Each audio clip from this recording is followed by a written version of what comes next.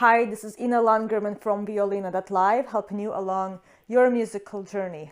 In this video, I want to talk about Barbara Barber's scale studies. And she has 2 volumes for violin and viola, one called Scales for Young Violinists and one for Advanced Violinists. And I want to talk about why I am a huge fan of these. First of all, they take up very little room on your bookshelf, which is already amazing considering the size of Carl Flesch. And actually, a lot of the same things that you will learn in Carl Flesch are included in the advanced book here, which I will show in a moment. But I want to focus more on the first book, which I think is extremely helpful even for students who've only been playing the violin for a few years. So in this book, all of the scales are in 2 octaves. So I would say it's for intermediate level players or students who are advanced beginners going on to some intermediate repertoire, starting to do shifting and maybe also getting to know pieces in more different keys. I think it's great for those kind of students.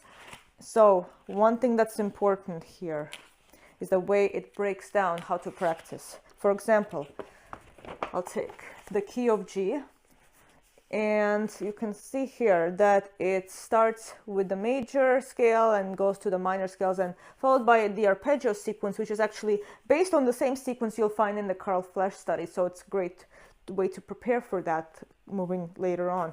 And also what it does is it gives you, first of all, it gives you multiple fingerings on top and on the bottom.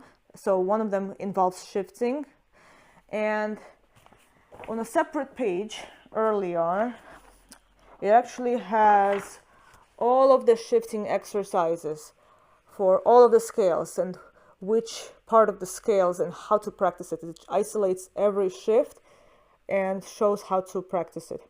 Another thing, double stops. Even in this book, I'm going to go back to G major.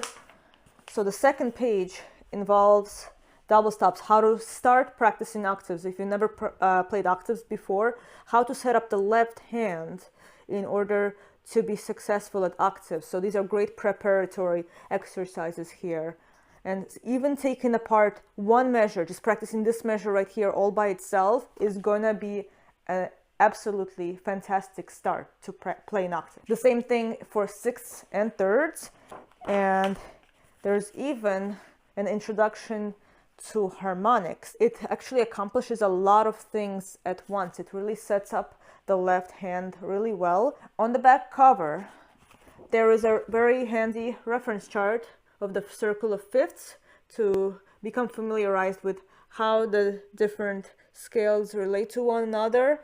And also on the very first page, there are bowing and rhythmic variations. And you see it, this actually allows for you to practice different bow strokes and also different articulations, and introduction to the concept of acceleration in scale studies, which is commonly used in the Carl Flesch and Galamian scale systems for more advanced players. So I think this book has already so much information that can prepare somebody to play scales in 3 octaves or even 4 octaves later on and go on to do the Carl Flesch and Galamian scale studies. The advanced book, a lot of it is based on the way we would practice Galamian scales with the turn, the Galamian turn, and the beginning of each scale, which would allow for acceleration. And here's the written out acceleration practice, which you can apply to all the other scales. It gives the example in G major. You see it starts with 2 notes to a bow, and then it moves on 3 per bow, 6 to a bow, and so on. Also on the next page, we have a lot of different rhythms that we can play for these scales, tons of different options.